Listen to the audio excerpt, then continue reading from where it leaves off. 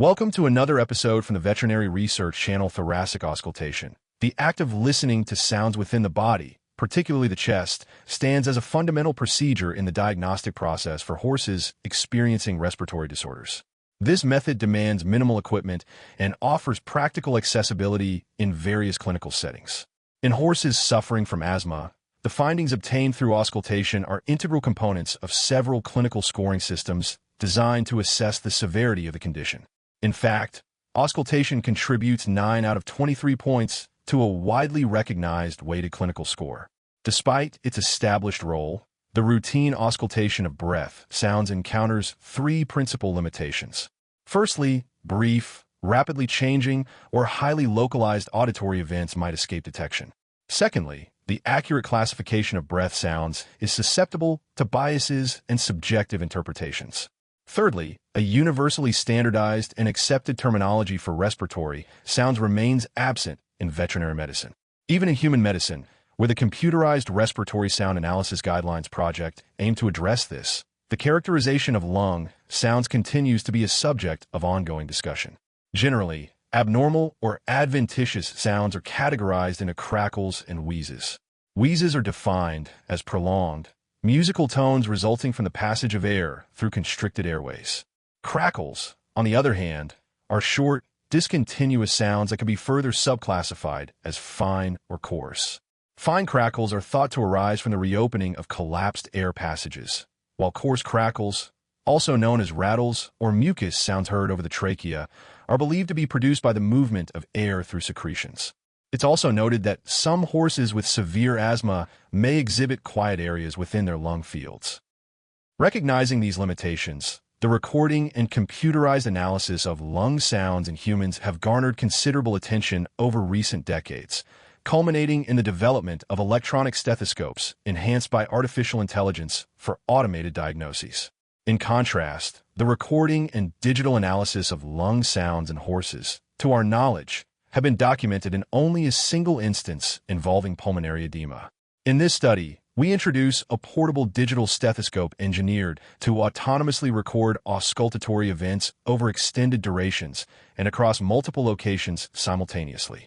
Our primary objective was to ascertain whether this digital auscultation device facilitated the characterization and quantification of breath variables, including duration, variability, and intensity, as well as the frequency of coughs and abnormal sounds in both healthy and asthmatic horses. Our secondary aim was to evaluate the capacity of breath sound quantification, based on recordings from the digital auscultation device, to differentiate between auscultatory findings in healthy horses and those with varying degrees of asthma. We hypothesized that the digital auscultation device would detect a greater number of abnormal sounds in horses affected by asthma, and that the occurrence of these abnormal sounds would correlate with the severity of the disease. Furthermore, we anticipated associations between wheezing and disease exacerbation, between crackles and the overall severity of asthma, and between rattles and the accumulation of tracheal mucus. Now, let's delve into the findings of this research. 34 horses participated in the study, comprising 11 geldings and 23 mares, ranging in age from 5 to 32 years and representing various breeds. All horses were reported to be in good physical condition with normal appetites, attitudes, body temperatures, and heart rates. While no significant differences in age or sex were observed among the different groups of horses, the weighted clinical score, the tracheal mucus score, and the percentages of neutrophils, lymphocytes, and mast cells obtained from bronchoalveolar lavage fluid cytology showed significant differences between the groups. Comet tail artifacts, a common ultrasound finding, were noted in the thoracic ultrasound examinations of most horses, regardless of their clinical status, but no other significant abnormalities such as consolidations or free fluid were detected. Consistent with the study's criteria for inclusion, all healthy control horses had a horse owner-assessed respiratory signs index score of 1. While all horses with equine asthma had a score of 2 or higher. Specifically, 7 horses had mild to moderate equine asthma with a score of 2, 5 had mild to moderate equine asthma with a score of 3, and 10 had severe equine asthma with a score of 4. In the horses with severe equine asthma, located in Montreal, exacerbation of their condition was confirmed during lung function assessments based on the ratio of resistance at 5 and 10 Hz being greater than or equal to 1 and the reactance at 5 Hz being less than or equal to 0. Of the 5 horses with severe equine asthma in exacerbation, 1 mare exhibited intolerance to the lung function examination and required inhalation of 1,000 micrograms of salbutamol at both examination sessions due to respiratory distress. Conversely, the remission status of all 5 horses with severe equine asthma in remission was further confirmed using lung function measurements, with the ratio of resistance at 5 and 10 Hz being less than or equal to 1 and the reactance at 5 Hz being greater than or equal to 0.2. Each horse underwent simultaneous auscultation at 11 different locations for a duration of 1 hour, resulting in a substantial number of breath recordings per horse, ranging from 5,478 to 27,852. Of all the breaths recorded, 96.3% were accurately identified using the plethysmography data, and 85.9% were deemed usable for characterization and categorization according to the predefined criteria. Among the non-respiratory sounds recorded, environmental noises were present in 30.9% and questionably present in 2.3% of the usable samples, primarily due to external air ventilation or road traffic. Gastrointestinal sounds were also frequently noted, present in 28.8% and questionably present in 11.1% of the samples. Heart sounds were observed less often, with presence at 1.9% and questionable presence at 0.8%. The initial training classification of 800 breaths and subsequent comparisons with a second observer facilitated the detailed characterization of the respiratory sounds before formal scoring commenced. Coughs were identified by a wide vertical band exhibiting high intensity and a broad frequency spectrum exceeding 2,000 Hz. Crackles and rattles were characterized by sequences of high-frequency and high-intensity peaks, occasionally presenting challenges in distinguishing between them due to their similarities. Crackles tended to be more prevalent during the inspiratory phase of breathing, whereas rattles were observed in both the inspiratory and expiratory phases. When listened to through headphones, the sound of crackles was likened to the opening of Velcro, while rattles were more reminiscent of a snoring sound. It was also noted that both crackles and rattles could potentially be confused with the sound of the stethoscope rubbing against the skin, leading to potential misclassification. These similarities and the possibility of artifacts contributed to a higher proportion of these sounds being categorized as questionable or potentially as false positives. Indeed, in the final analyzed sample, the proportions of questionable crackles overall scorings, 5.4% questionable, 8.1% present, and rattles, 3.2% questionable, 4.3% present, were notably higher than that of wheezes, 1.9% questionable, 9.9% present. Wheezes, in contrast, appeared as narrow horizontal bands between 200 and 1,000 Hz on the spectrograms, providing a more distinct signal both audibly and visually. Most questionable wheezes were likely attributable to potential confusion with intestinal sounds transmitted from the abdominal cavity into the thoracic cavity. The frequent occurrence of gastrointestinal sounds, noted in over 33% of the scored breaths overall, necessitated a refined strategy for improved differentiation. The training phase revealed that wheezes typically occurred towards the end of expiration, consistent with previous descriptions, while gastrointestinal sounds did not show a consistent association with the respiratory phase. In this context, parallel visual inspection of the spectrogram and the plethysmography curve proved particularly useful. Furthermore, wheezes often occurred in series, commonly present in the breaths preceding and following the analyzed breath, which aided in distinguishing them from gastrointestinal noises. Examples of typical abnormal breath sounds, presented visually and as audio files, are available in the supplementary materials. Significant differences were observed between the groups in the proportion of breaths containing wheezes, rattles, and crackles, as well as in breath intensity. Specifically, the proportion of breaths with wheezes showed a statistically significant difference between groups. Similarly, the proportion of breaths with rattles and crackles also differed significantly among the groups. Furthermore, breath intensity varied significantly across the groups. In contrast, the mean and variance of breath duration did not show significant differences among the groups. Pairwise comparisons indicated that these variables, namely the presence of wheezes, rattles, crackles, and increased breath intensity, were consistently higher in horses with severe equine asthma in exacerbation compared to all other groups. This pattern was particularly pronounced for wheezes, where horses with severe equine asthma in exacerbation had a median of 68.6%, whereas healthy control horses, horses with mild to moderate equine asthma, and horses with severe equine asthma in remission each had a median of 0%. Crackles and rattles exhibited a similar trend, with median values for horses with severe equine asthma in exacerbation at 66.1% and 17.7%, respectively, compared to much lower medians in the other groups. The median values for respiratory intensity also showed a progressive increase from negative 9.4% for healthy control horses to 1.7% for horses with mild to moderate equine asthma, to 5.6% for horses with severe equine asthma in remission, and a markedly higher value of 97.9% for horses with severe equine asthma in exacerbation, with significant differences noted between the severe exacerbation group and the healthy control group.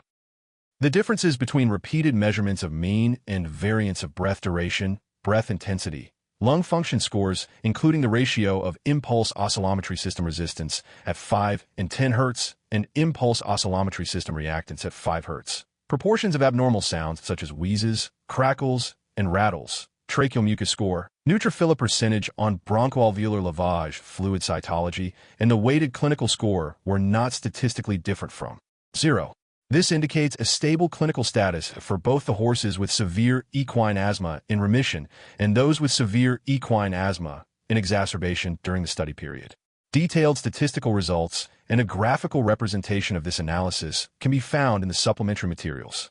Linear regression analyses revealed that mean breath duration and breath intensity showed a positive association with asthma severity. Specifically, the estimated effect of asthma severity on mean breath duration was 0.53 with a p-value of 0.07, and the estimated effect on breath intensity was 0.07 with a p-value less than 0.01. No significant association was found between the tested predictors and the neutrophil percentage in the bronchoalveolar lavage fluid cytology. However, the presence of wheeze was found to be positively associated with the tracheal mucus score, with an estimated effect of 0.63 and a p-value of 0.03. Wheeze alone accounted for 14% of the variation in the tracheal mucus score. Furthermore, breath intensity and the presence of wheeze were positively associated with the weighted clinical score, with estimated effects of 0.08 and 2.40, and p-values less than 0.01 and 0.06, respectively. Now, let's discuss the implications of these findings. In accordance with our initial objective, the newly developed digital auscultation device delivered high-quality recordings over extended periods and across multiple lung fields simultaneously. This technology enabled the characterization and quantification of breath duration and its variability, breath intensity, as well as the abnormal sounds typically described in conventional auscultation of horses with asthma. All the abnormal sounds recorded could be classified using the predefined categories. Representative examples of wheezes, crackles, and rattles were consistent with clinical descriptions and sound analyses from both equine and human auscultatory recordings. Nevertheless, the categorization of a notable proportion of these abnormal sounds remains somewhat uncertain, with the highest confidence achieved for wheezes, followed by crackles and then rattles.